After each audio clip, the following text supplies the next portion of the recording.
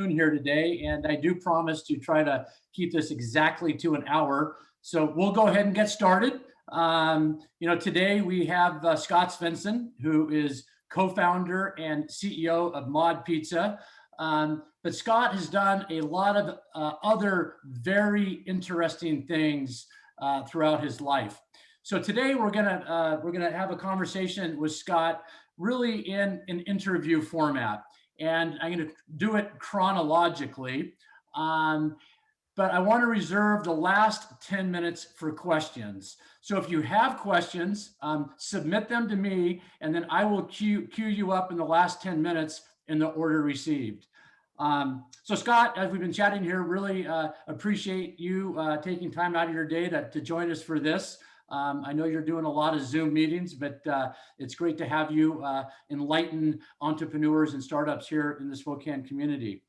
And I'm just going to really kind of jump into the questions here. And again, since we're going chronologically, I kind of like to know, hey, what city were you raised in? Have you always been entrepreneurially inclined? Has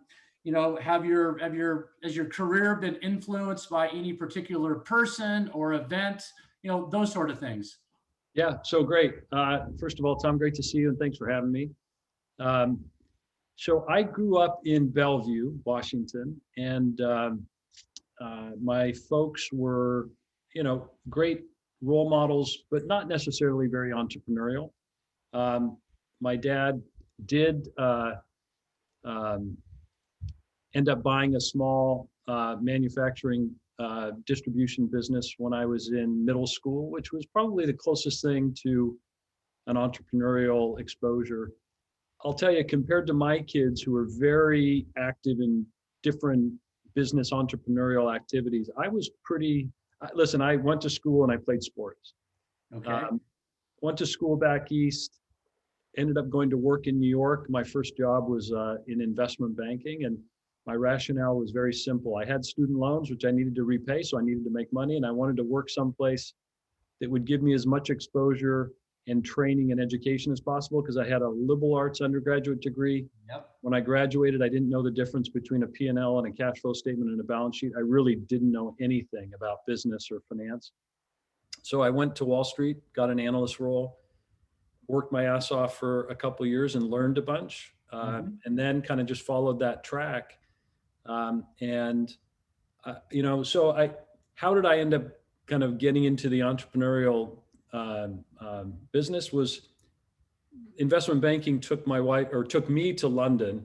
Yep. Separate story about Ellie. I eventually convinced her to move to London. And the business I was with, I was with a group of guys working in investment banking, was asked to move with them to a private equity group.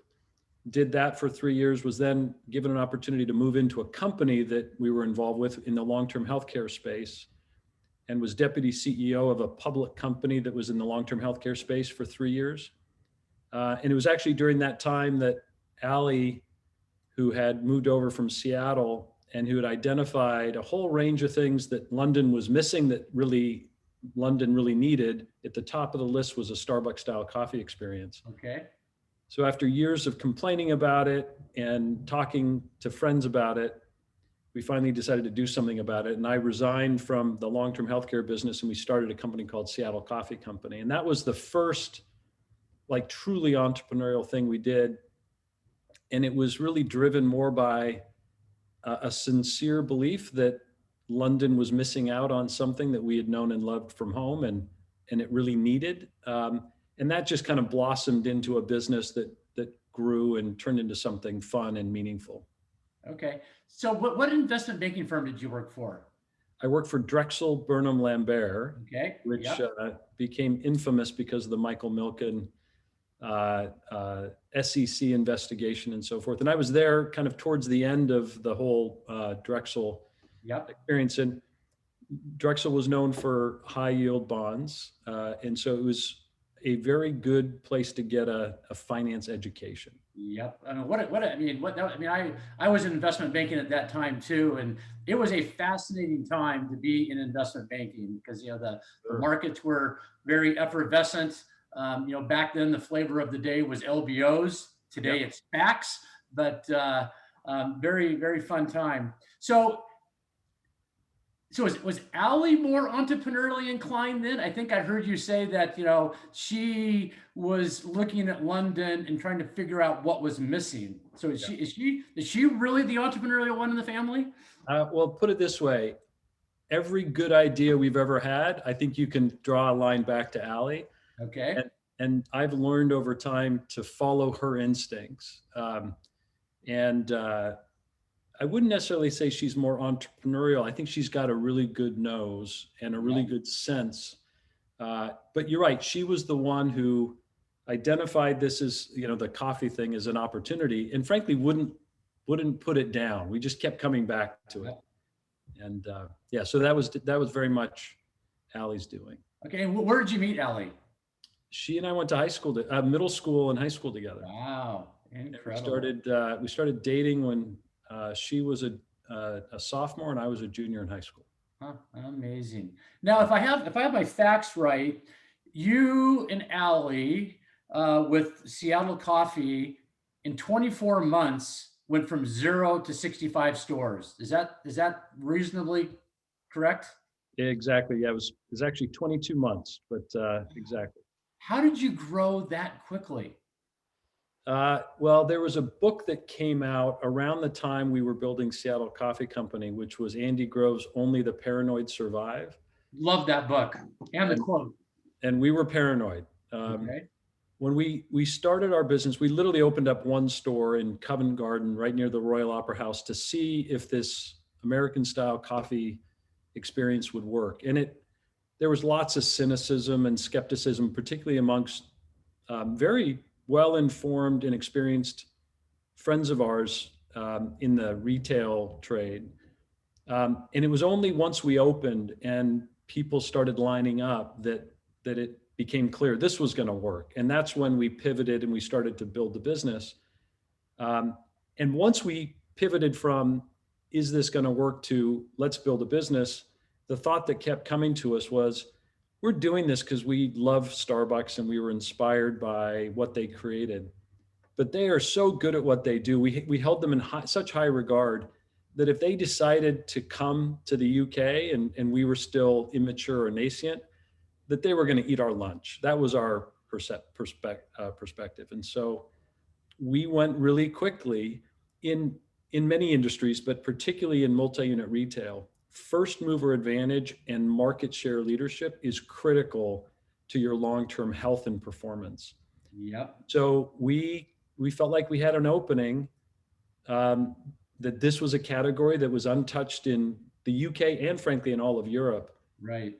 And if we wanted to build a business that was truly sustainable, we needed to grow quickly. And so we took some risk, but we had a great team, super passionate. And again, now when you look back on it and you say, imagine going into a city as big as London that didn't have anything resembling a Starbucks style coffee experience. And it would be like, oh my God, there's a huge opportunity here. And that was, even though it was a long time ago, that was kind of our sense, is that this is something we've got to get after and get after quickly. Incredible. And they were all in London, all 65 stores? Well, actually, we had a few outside. We had stores in Cambridge. We had one in Edinburgh. We had some just in the southwest of England. But of the 65, probably 55 were inside the M25, which is the ring road around London. Okay. And then ultimately you sold to Starbucks. How did that come about? And did they come knocking on your door, or did you decide it was time to exit? And why Starbucks? Yeah, probably an obvious question, but yeah, it's a great question. A lot of people give us more credit than we were due. A lot of people assume that we had a playbook from the beginning that said, build a business in a market like London that's very comparable to Starbucks and set it up to sell it back to them. And I wish we could have been that clever. That was, it all sounds very well planned. In fact, what happened was we were building the business very rapidly. Growth retail was a hot sector at the time. And even though we were still relatively small, we were getting ready to go public in the UK. Okay. Again, the other thing about multi-unit retailing is that if you're successful, you grow more rapidly. And if you grow more rapidly, you consume a lot of capital. And so we were thinking about how do we put ourselves into a position where we can fund this rapid growth so that we can get out and capture first mover advantage and market share leadership in all these markets.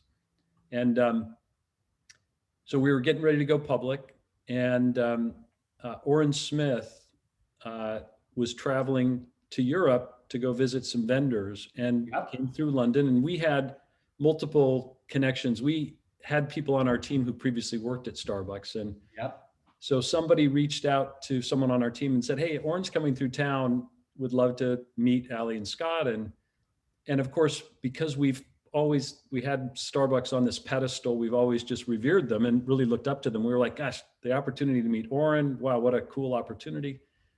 So he came to town, and we literally met with him for 3 hours. Got together, got along with him incredibly well. And that was in let's say September. And I think at the time we had September of what year? This was September of '97. Okay. And at the time, I want to say we had, call it 40 stores, 35 or 40 stores. And Starbucks wasn't public yet either, were they? Yes, they were. Okay. Yep. So he came to town. We had a great meeting. Fast forward to December, Howard Bihar makes a trip over to London to spend some time with us. And we had again, just a kind of a love fest.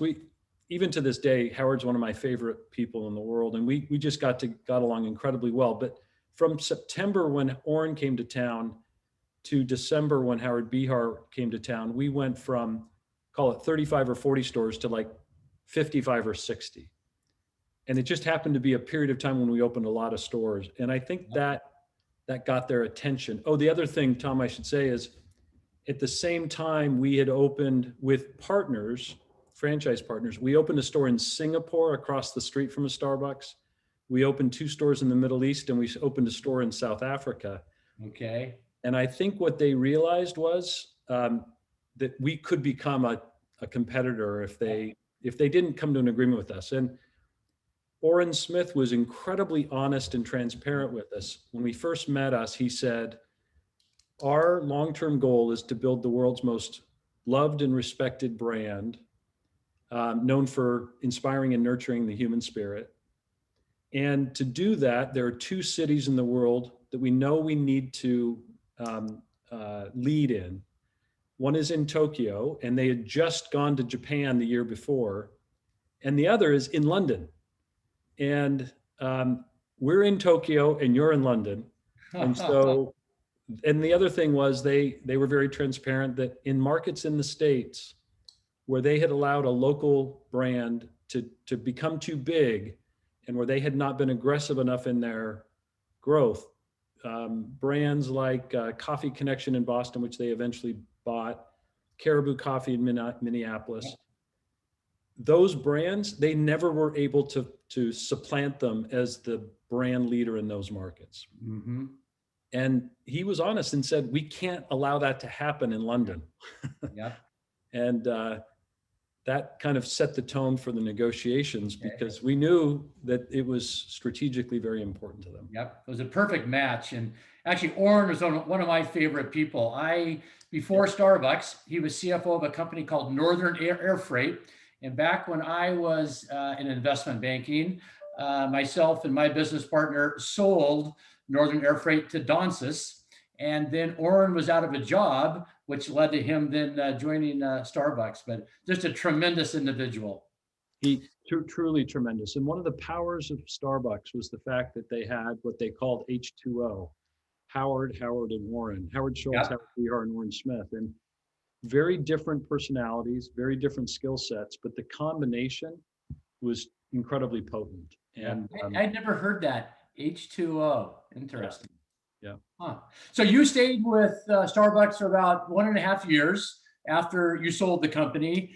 And then you were involved in a whole bunch of other business endeavors, Carlucci's, 1 or 2 businesses in Spokane, a money management firm.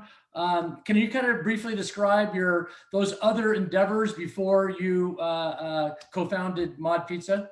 Yeah. So when we moved back from London, we decided, at the time that we had had such an amazing experience with multi-unit retailing that, and that was Seattle Coffee Company. And we then co-founded a company called Carluccio's, which we built up and ended up taking public in the UK.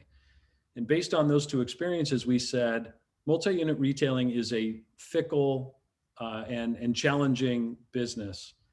Let's not try to uh, try our luck and do it a third time. Let's do some other things. And we'd always, been interested in other businesses, and we hadn't had any retail experience before we did Seattle Coffee Company. So it's not like we'd been raised in that industry. So we decided to explore other things, and we set up a business called the Siena Group, which was intended to be a private holding company to back private businesses, to build them, but with the intention of never selling them. So not like a private equity firm with LPs that resulted in the need to buy in and then sell and kind of drive enterprise value, but we focus more on cash flow value and kind of taking a page out of Warren Buffett's book: buy great businesses, build them, and hold on to them for as long as you can.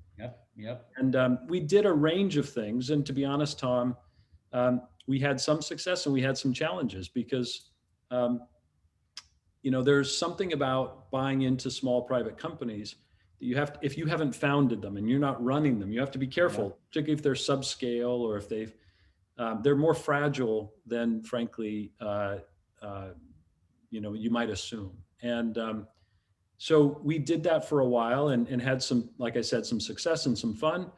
We invested in a business in Spokane called Banner Retail Marketing, which we still own a large interest in. We also bought a large interest in, as you said, as a wealth management firm in Seattle called Freestone Capital Management. The experience that we had during those years, though, led us back to the following. One, we were drawn back into multi-unit retailing. And two, Allie and I got to a point in our lives where we were spending a lot of time, talking about what makes us fulfilled and happy and content and what do we want to do with the rest of our life. And a lot of that was, how can we give back? How can we make a difference in our community and in society at large?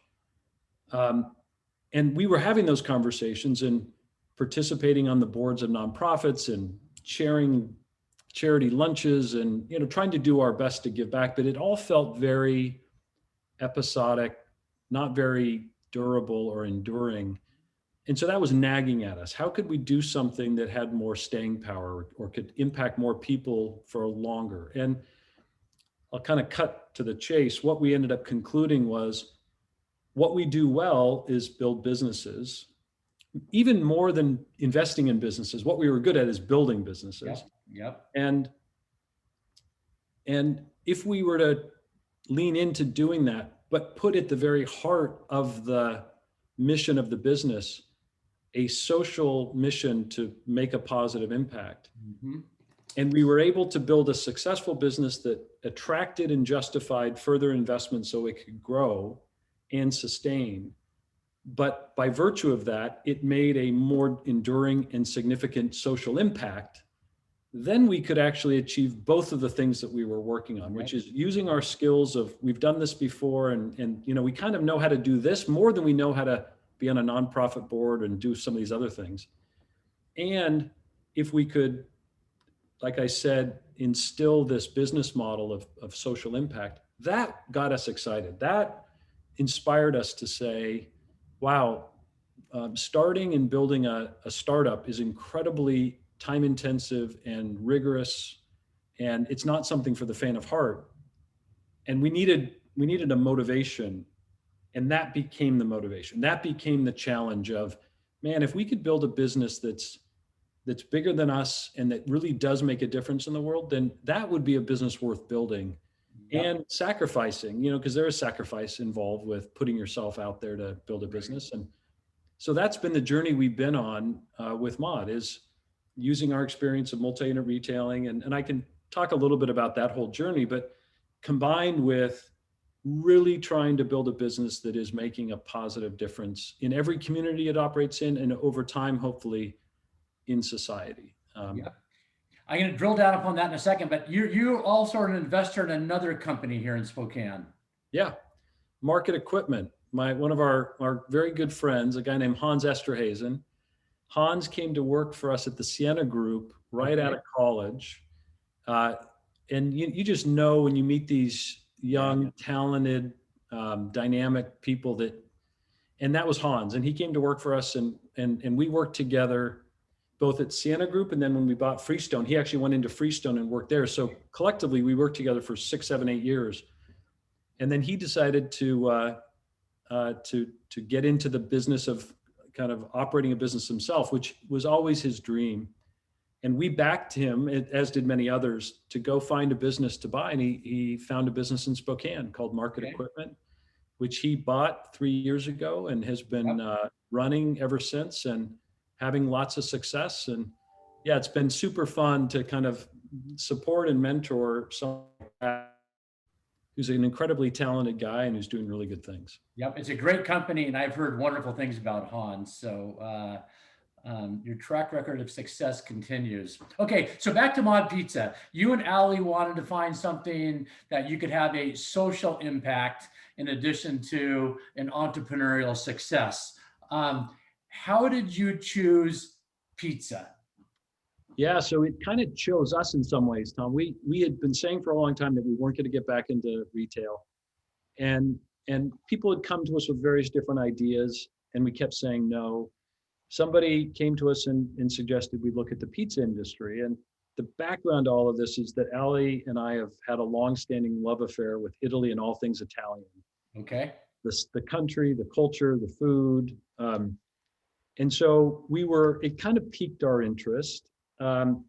We didn't jump at it initially, but over time, this person was quite persistent. We started to look into it. And what we found was the pizza industry is enormous. It's the second largest restaurant food category behind hamburgers in the United States. It was very fractured and fragmented and dominated by independents. And it had had a shocking lack of innovation over the last 30 years. The most innovative thing that had happened in the category was the founding of California Pizza Kitchen. And that was like 35 years ago. And so at the same time, the restaurant industry had had a lot of innovation, particularly around the advent of the fast casual service model, bringing higher quality food more conveniently in a cool environment, good value, all the things that consumers are looking for to meet their lifestyle needs. But it hadn't happened to pizza. And so our insight, if you will, was, wow, what would happen if you took this awesome category and just made it a little bit more relevant to the way people are living today? Mm-hmm. And so that's a very short-handed way of explaining this year-long journey that we went on of, okay, oh, sorry about that. What could the opportunity look like for us? Deciding to take one location in downtown Seattle, open up what we called kind of our laboratory, and seeing if we could bring the fast casual service model to pizza. And we were fortunate because we had the benefit of a lot of really experienced and smart people that we could tap into to kind of come help us, all the way from Jim Ailing, who was the president of Starbucks at the time, went on to become COO at T-Mobile and then CEO at Tom Shoes. He actually came in during his transition, helped us in the business. Uh-huh. Adam Brotman, the chief digital officer from Starbucks, came in at the same time to kind of help. A guy named Paul Tuig, who worked very closely with Ellie and I. He was at Starbucks, and when they bought our business, he kind of became our right-hand partner. He went on to become the COO at Panera and the president at Dunkin' for many years when they went public. Okay. We had all these incredibly smart people, Howard Bihar. Yep. And we said, hey, this is what we're going to try to do. What do you think? And would you help? And they all fortunately weighed in. And that's kind of how it started, with one location in downtown Seattle where we just kind of figured it out. And it took us about a year before we opened our second location. Okay. Is that first location still operating? Yeah. It's 6th and Union, at the base of 2 Union. Yep. Yeah. That was the first store. And there's a whole story, I'm sure you can imagine. That was a piece of real estate that the landlord had trouble making anything work in. They came to us, they knew a little bit of our background. They were fabulous. They worked with us to try to come up with a deal that made sense because they knew we were uncertain if we wanted to take this risk. They made it easier for us. They did a whole bunch of work to the site to open it up to the street. They spent a lot of money fixing the exterior. And so it all just kind of came together and ended up working. Although I will tell you, again, part of the journey is when it first opened, the level of sales we were doing out of that store was pretty modest by, based on everything we know now. Yep. But what was cool about it is that if you kind of go back over our history, that store just got better and better and better. And at one point, Jim Ailing and I were sitting in the store, and he had rolled his sleeves up and had been spending real time with us for about 6 months. And at one point he said, gosh, Scott, if this store could just go from X to Y in sales, we'd be on to something. And that, to give you an idea, Y was a level of sales where we're 3X past that now. Wow. Huh. And it's just, though, kind of puts it in context of, we didn't really know, you don't know what you don't know. And we kind of jumped into it, and that was the start. Yep. What was World Wraps in that location before you moved in? Not in that specific location. It had been a liquor store. There'd been a whole bunch of random stuff there. I was unfortunately an investor in that concept, which was somewhere in that building at one point in time. Did you ever get to know Greg Flynn? So, every name sounds familiar now. So I want to say I think so, but I don't know why. So I'll just pause on that real quickly. So Greg was one of the principals behind World Wraps. Okay. Greg went on and is now the largest franchisee in the country. Amazing. If you were to Google Greg Flynn, he's all over our industry. He's a very impressive, he's got a very impressive story. He's based down in the Bay Area, but he was involved in that business. Okay. Well, I got involved in World Wraps from a mutual friend of ours, John Siegler. Okay. Yeah. Well, small world, John introduced me to a gentleman named Dave Ferguson and another named Chip Baird, and they became our first institutional investors. Okay. Huh. It's a small world. Yeah. So moving on to kind of the social impact that Mod makes. I mean, as a company, you place a special focus on treating employees really well in terms of compensation and benefits, and you hire those with disabilities, and you give individuals a second chance. Can you kind of just talk a little bit about that? And then also, how have those social impact initiatives, directly and tangibly impacted the success of the company? Yeah, so it's a great question. And here's what I would say, Tom. Early on, what we decided to do was we decided to focus our social impact on our people. And the way that comes to life is that we employ people who would otherwise face barriers to employment.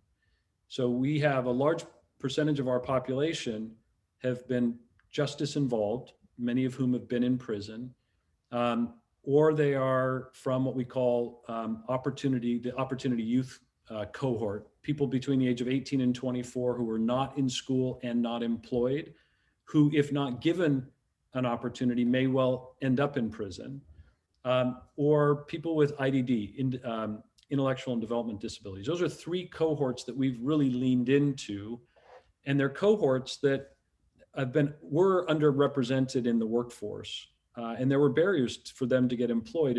And our view was, if we could provide them with an opportunity, believe in them, develop them, give them a home and community, that we could take a population of people who previously were dependent upon the community or society and make them positive contributors to the community and society.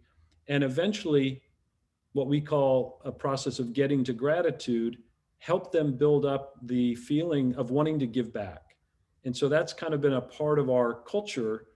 And the numbers change, but roughly 40% of our population, right now we have about 10,000 employees, fall into what we'd call one of those impact or opportunity hire categories. But it's all under the umbrella of building a culture of acceptance and trust, meaning even if you or a 3-time felon, if you show up and you want an opportunity at Mod, we're not going to judge where you've been. We're going to focus on what your potential is and get behind you and help you try to tap into that potential. The saying we have is that your past may well describe you. It doesn't need to define you. Mm-hmm. And that's been a big focus. So the things that we feel like we can do to help society is employ people, particularly people who otherwise face barriers, develop them to be contributing members of their community, and then feed people. And we feed people in various ways. If you're an employee of Mod, you get a free meal while you're on shift, which is much more generous than the industry, but it's not particularly profound. But for many of our squad members who were previously homeless or otherwise, that could be a really big deal for them to get them back on track, one. And two, as part of our culture, if you're a member of the Mod family and you ever are in a situation where you need a meal, you can come into Mod at any time and you can bring your entire direct family and we'll feed you for free. No questions asked. And it's just part of this idea of, if you're part of a community, we want to have your back. We want to make sure that you feel like this is a group of people that cares about you beyond just your efficacy as an employee, but we really care about you as a person. We talk about anybody that walks in, not an employee or. So it's if you're a Mod employee. Okay.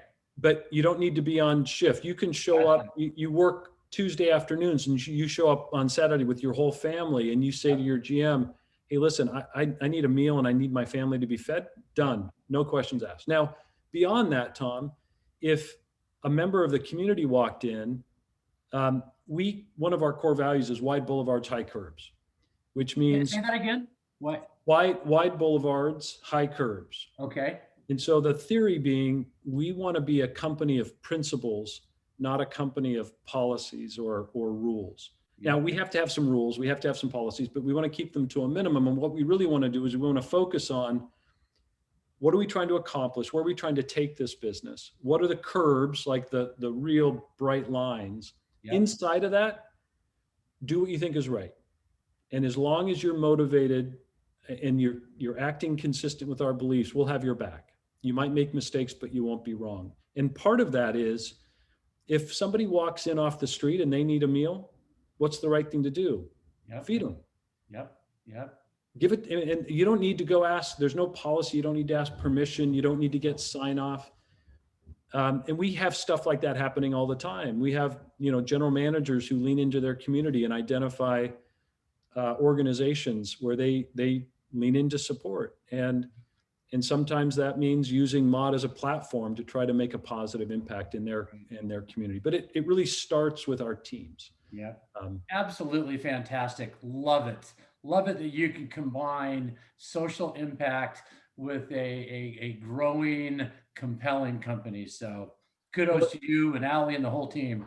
It's interesting, Tom, because when we were building our coffee business years and years ago, we really focused on culture and building a successful business. Yep.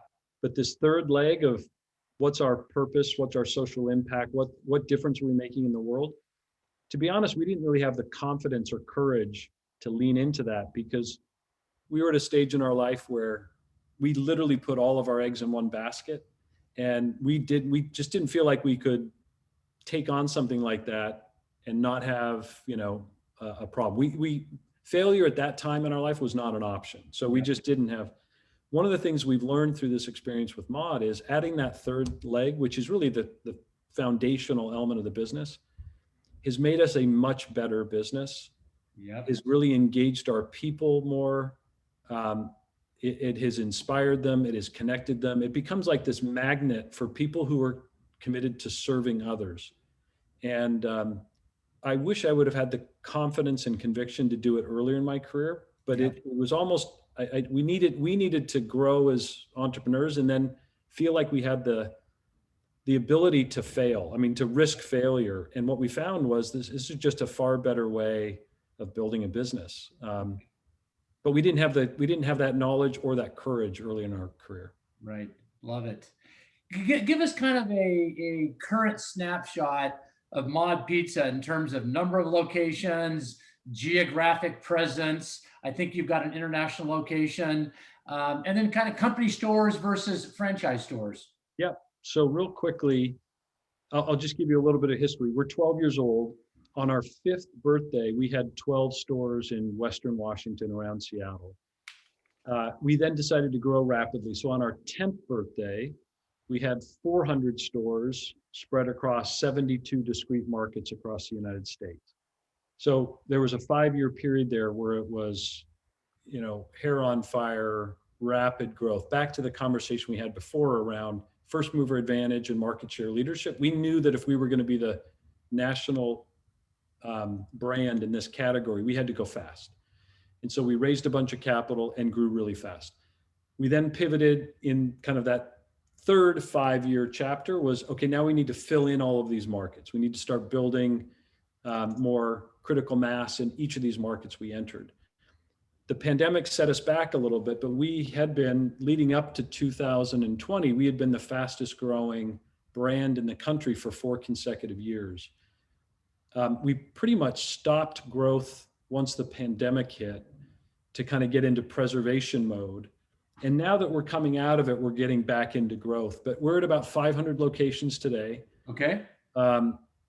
And these are rough numbers. About 400, just over 400 of those are company-owned stores, and about 100 or just under 100 are franchise stores. We have 9 franchise partners, so we have a very small, very capable group of franchise partners who we brought on franchising because as we went through this rapid expansion across the country, we realized that we could only go so far ourselves, and if we wanted to get into that next level of market, into Colorado, into North Carolina, into Michigan, some of the markets where we have franchise partners, we needed to do it with partners. And so we were somewhat reluctant to franchise. We did it for that strategic reason. It was a great decision though. We've brought on people who've helped make us better, people who are so good at what they do, we would have never been able to hire them. And so that's been a big win for us. Okay. And then I've got to ask you, what's your favorite pizza? So for those who've ever visited a mod before, you'll know that our pizzas are all named after people, and 4 of them are named after our 4 boys. Ellie and I have 4 boys. So to name one of them as my favorite would be a little difficult. I'm very promiscuous when it comes to our pizzas. I'm a big fan of being able to go in and take advantage of what our core value proposition is, which is any combination or any selection of toppings, all for one price. And so I like to experiment. And frankly, Tom, typically when I go into a mod, I ask our squad in the store, Yep. What are you guys eating? What are you guys, because they all eat our food all the time, every day. And they normally have some really creative ways of combining sauces or different toppings, different ways of applying cheese, finishing sauces. Yep. And they normally have found some really great hacks to be able to. And so I normally just ask them to make me what they're eating. And I'm normally, some of our best, we do a thing called a flash mod, which is like a seasonal pizza. Some of our best flash mods have been a byproduct of going in and just asking the squad, what are you guys eating? What do you, and yeah. Yep. That's how you learn. Just keep asking questions, experiment with new things. Totally. Hey, before I go into my next questions, I want to remind everybody that in about 8 minutes, I'm going to open it up to questions. So please, if you have a question, and I certainly encourage them, send them to me in the chat, and I will call on you in order received. So 500 or so stores today. You've got 5 in the Spokane area, I think 4 in Spokane and maybe 1 in Coeur d'Alene. How have those, performed relative to your broader footprint? Well, first of all, we've loved being in Eastern Washington, and it's been, they've performed great. I would put Spokane, if I had to segment our markets, we have what we call infill markets. We have expand markets. We have explore markets. And, so we have these different phases, and it's linked to how mature the markets are. And market maturity is a function of how penetrated are we? How many stores have we built? And as a result of that penetration, how strong is our brand awareness? And that brand awareness normally correlates very strongly with our performance. The more well-known we are, the better we perform. And we're right in that kind of continuum of growth in Spokane. Our brand awareness in Spokane is decent, but it's nowhere near what it would be or will be as we build out that market. And Mhm. in a market like Spokane, if you take Spokane and define it as from Spokane through the valley to Coeur d'Alene, um, we could end up having 15 or 20 stores there over time. And that, as we build out, our performance will just keep getting better and better. But it performs very nicely for us today. It's got great trends. We have a fabulous team over there, some real mod culture carriers. Mhm. Promoted some people recently who came up through the field in Spokane, and the culture in Spokane, that kind of community family feel, Yep. it's as strong in Spokane as it is anywhere in the country for mod. Yep. Good to hear. And we're delighted to have you in Spokane, and you've got some great locations over here. Um, can you tell us, how has the company been capitalized? If you can tell us how much outside capital have you brought in, and if you can even identify perhaps who some of the larger investors are. Yeah, so we went through a couple of chapters of growth and funding. In the early days, we decided to really rely on private high net worth individuals who knew our space. And literally the first $40 million of capital we raised was just from that type of group. Allie and I and our family invested quite a bit. We big believers of we need to eat our own cooking. So we invested a lot.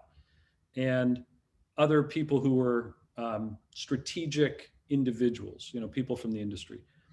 And because of our social mission and our slightly unique business model, we didn't know whether or not institutional capital would ever be right for us, because we just didn't know if they would understand it and would be okay with the types of decisions we make. But we decided to explore that about 4 or 5 years ago, and came across a group that was then known as Perella Weinberg Partners. It was Mhm. really two individuals that John Siegler introduced us to, Yep. Dave Ferguson and Chip Baird, who had come out of Weston Presidio. They then set up their own firm um, under the banner of a larger bank, but it was their fund, it was their firm, and they invested, and they've been fabulous partners.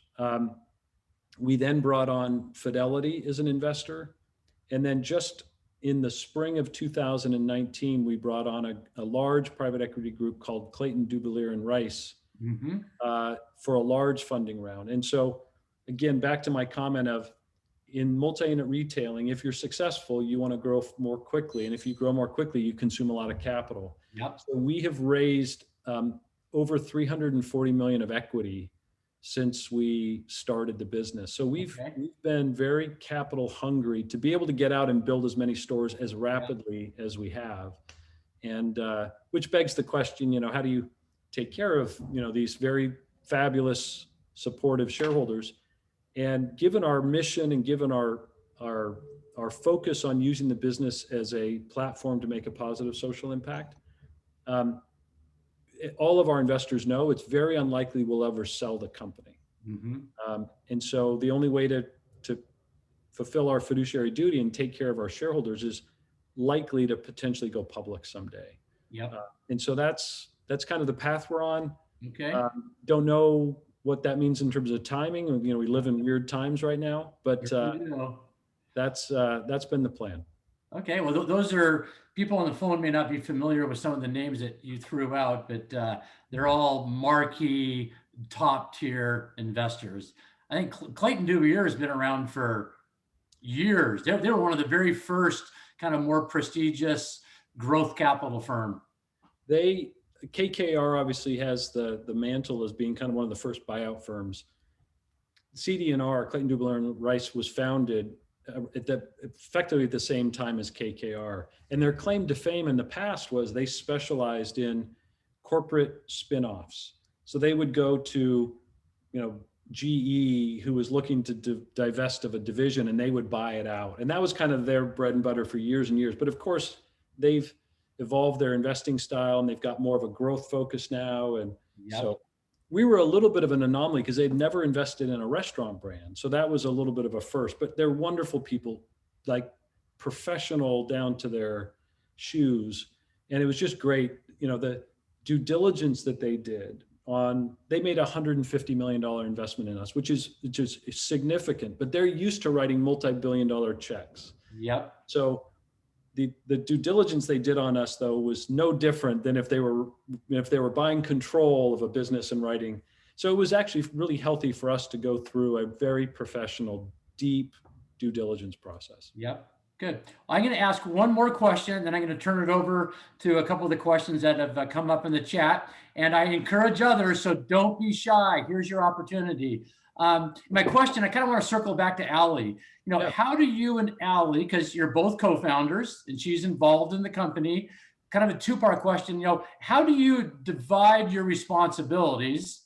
And then number two, how do you kind of have this work-life balance? I mean, you're partners in the business and you're partners in life, and how does that all work out? Yeah, it's one of the greatest gifts that I think she and I have received together is one, being able to work together, because you spend more time with the people you work with than frankly you do your family. And so we saw it as an opportunity early in our careers to be able to combine those two things, and it's been a gift because we get to spend so much time together, personally and professionally. And there's a natural division between us. We have complementary strengths, but they're different. She's very intuitive, has a great sense for the brand, the customer experience, and so forth. And I can help take that and bring it to life and build it. We overlap a lot, but there's a natural kind of dividing and conquering. I'm in the business full time, 80, 100 hours a week. And she is focused primarily on the family and is in the business, I'd call it half-time.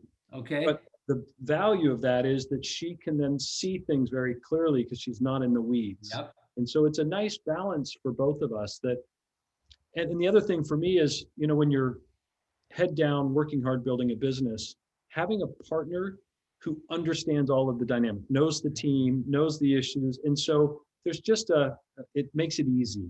We can talk about things together, but I don't have to explain from the beginning because she knows she's in all my team meetings. She's in all the board meetings. She's my, most trusted advisor.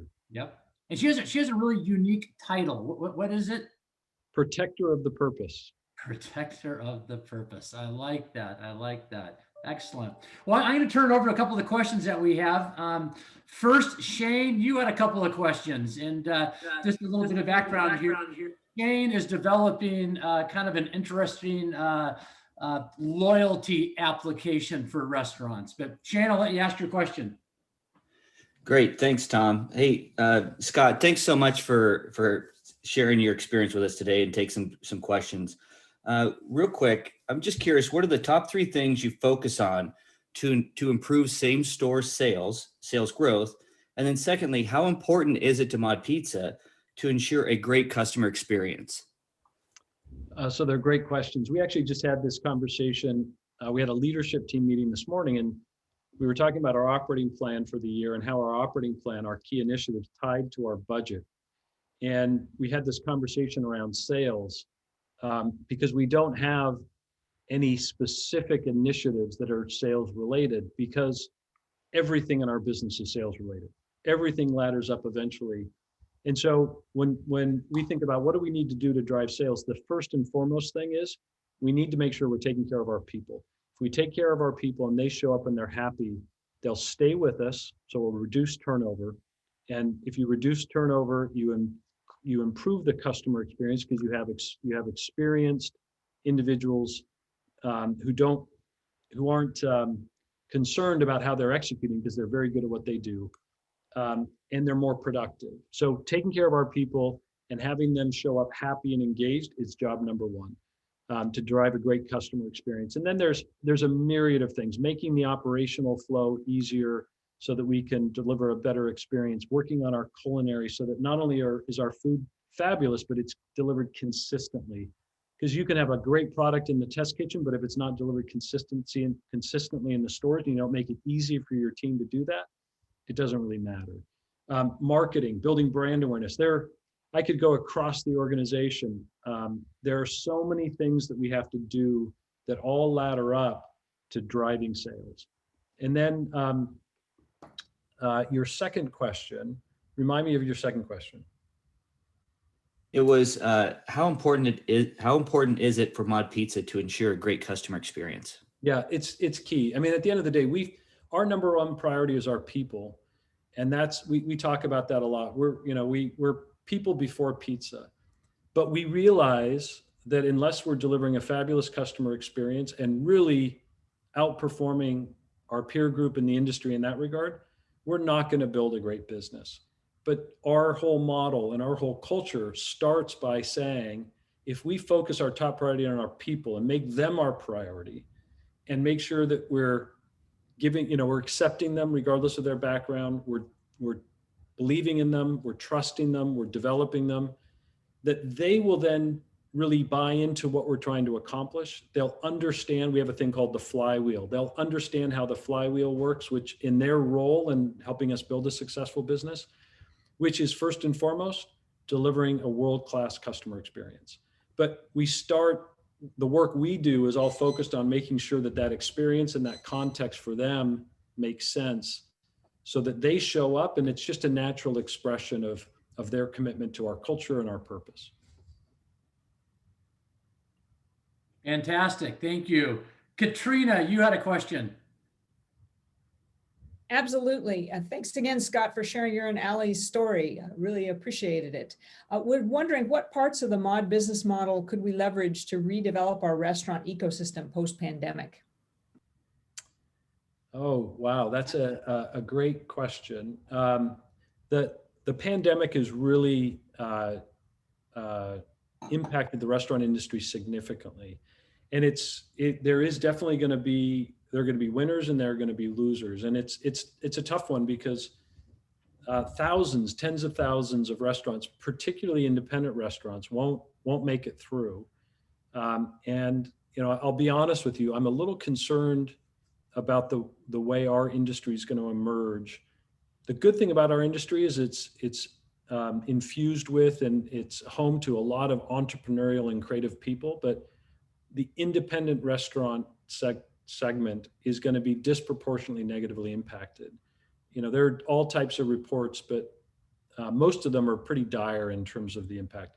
Now, on the other hand, you have chain restaurants, particularly those that specialize in off-premise delivery and drive-through, who have thrived during the pandemic.